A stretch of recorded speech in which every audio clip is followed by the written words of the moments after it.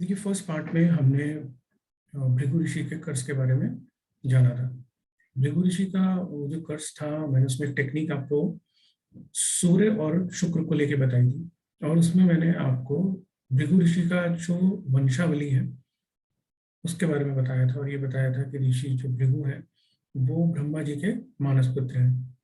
और वो उनके वंश में से कैसे हम ये देख सकते हैं कि ये ऋषि भृगु का कर्स किसी की कुंडली में हम कैसे डिकोड कर सकते हैं। तो उसकी जो टेक्निक थी वो मैंने आपको D60 चार्ट में भी देखना बताया था।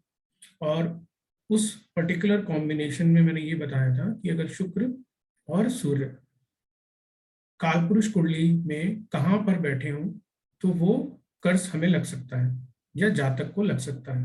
तो उसमें जो हमने मुख्यतः जो बातें बताई थी वो सूर्य और शुक्र को लेके बताया था कि अगर ये चौथे घर में इनका कॉम्बिनेशन बने या छठे घर में या सातवें या नौवें घर में बने तब ये कर्स होता है।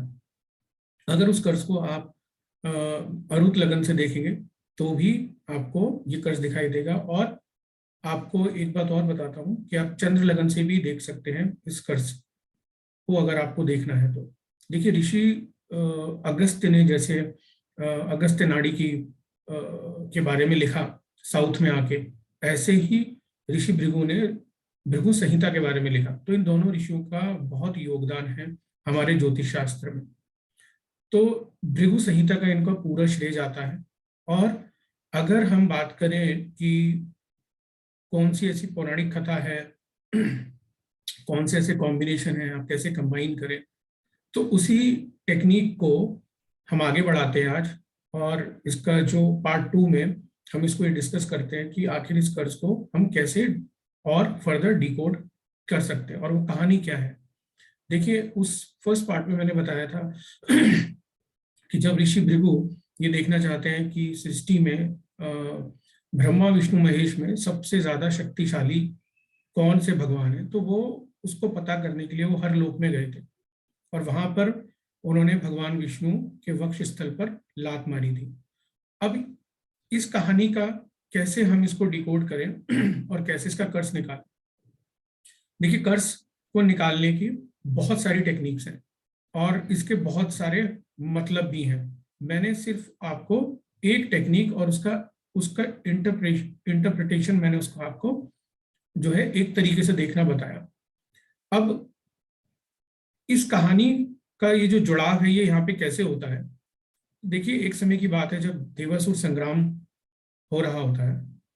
तो देवासुर संग्राम के दौरान असुर जो ख्याति हैं भृगु ऋषि की पत्नी, उनके पास जाके वो शरण मांगते हैं और ख्याति उन सभी को शेल्टर देती हैं और सबको बचाती हैं इंद्र से और आदि अन्य देवताओं से।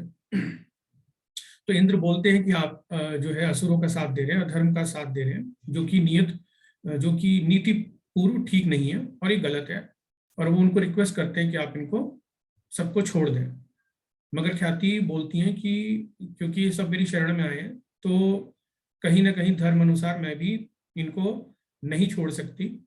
और इस बात की शिकायत इंद्र आदि देव भगवान विष्णु से करते हैं। तो भगवान विष्णु वहां पे आते हैं। भगवान विष्णु भी रिक्वेस्ट करते हैं कि आप अधर्म का साथ नहीं दीजिए।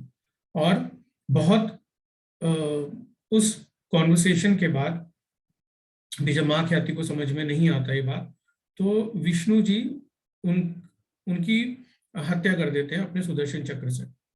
तो इस बात को लेकर ऋषि भृगु उनको कर्स देते हैं कि जैसे आपने मेरी पत्नी को मुझसे अलग किया है, ऐसे ही आपकी पत्नी भी आपको छोड़ के चली जाएगी। तो इस कर्स का जो आप लिंकेज देखेंगे वो ऐसे होता है कि जब भृगु ऋषि ये देखने जाते हैं कि कौन से देवताओं में या कौन से भगवान में सबसे ज्यादा सत्वगुण किसमें है, तो जब वो एक एक करके सबके पास जाते हैं तो भगवान विष्णु के पास जब वो जाते हैं तो वो शीर सैया पे लेटे होते हैं। तो शीर सैया पे वो लेटे हुए हैं तो माँ गंगा जो है उनके पैरों के नीचे बह रही हैं और जो लक्ष्मी जी हैं उनके पांव दबा रही हैं। तो बेसिकली जब वहां पे जाके उनके वक्ष स्थल पे वो लात मारते हैं, तो ये बात लक्ष्मी जी को पसंद नहीं आती, क्योंकि वो ये बोलती हैं कि मैं भगवान विष्णु के हृदय में रहती हूँ, और भगवान विष्णु ने ये बात कैसे एक्सेप्ट कर ली, और उन्होंने भृगु ऋषि को कुछ भी नहीं कहा, और उल्टा ये बोला कि अगर प्रभु, अगर आपके पैरों में कोई चोट लगी हो तो आप मुझे बताइए, क्योंकि मेरे वक्ष स्थल शायद पाषाण या पत्थर के बने हुए हैं, तो उससे आपको कष्ट हुआ होगा। तो इस बात को लेकर लक्ष्मी जी रुष्ट हो जाती हैं और वो उनको छोड़कर चली जाती हैं पृथ्वीलोक पर। तो कैसे फिर विष्णु जी उनकी खोज में वो भी पृथ्वीलोक पे आते हैं, तो ये कहानी फिर आगे जाके कैसे तिरुपति बालाजी से जुड़ती है, तो इसको भी हम कभी चर्चा करेंगे। मगर अब आपको इसको एस्ट्रोलॉजी में कैसे जोड़ें, देखिए सूर्य जो है वो आप इसको ऐसे जोड़ें कि भगवान विष्णु है, और जो शुक्र है वो लक्ष्मी जी हैं। और शुक्र की जब हम बात करते हैं, वीनस की बात करते हैं, तो वो शुक्र देव यानी शुक्राचार्य से भी जुड़े हुए हैं, तो उनको भी समझने के बहुत अलग अलग टेक्निक्स हैं। तो क्योंकि शुक्र की जो है भृगु ऋषि की वंशावली से हम इसको कनेक्ट कर रहे हैं, और जो लक्ष्मी जी हैं वो विष्णु जी की भार्या हैं, उनकी वाइफ है, तो आप जब ये कॉम्बिनेशन लगाएंगे तो आपको एक पूर्णतः उसमें मिलेगा। मगर मैंने आपको ये बताया था कि शुक्र कुंडली में पीड़ित होना बहुत जरूरी है। अगर कुंडली में शुक्र पीड़ित है तब आप इस तरीके के कर्सेस देख सकते हैं, और शुक्र की ऐसी भी टेक्निक है जिसको आप डिकोड करके आप और भी किस्म के पेंडिंग कर्मा को डिकोड कर सकते हैं। तो ये एक वन ऑफ द टेक्निक्स है जो मैंने आपसे शेयर करी है, जिसमें आप ये भी देखें कि सूर्य शुक्र का आपस में संबंध जो है कुंडली में वो कैसा है, वो आपस में नक्षत्र एक्सचेंज करके बैठे हुए हैं, या जिन घरों में मैंने बताया आप अलग अलग लग्नों में देखें, चंद्र लगन और बुध लगन से देखें, D60 षष्ठ्यांश चार्ट है आप उससे देखें। तो इन सब टेक्निक से जब आप देखेंगे तो आपको जातक का ये इसमें भृगु ऋषि का आपको कर्स दिखाई देगा।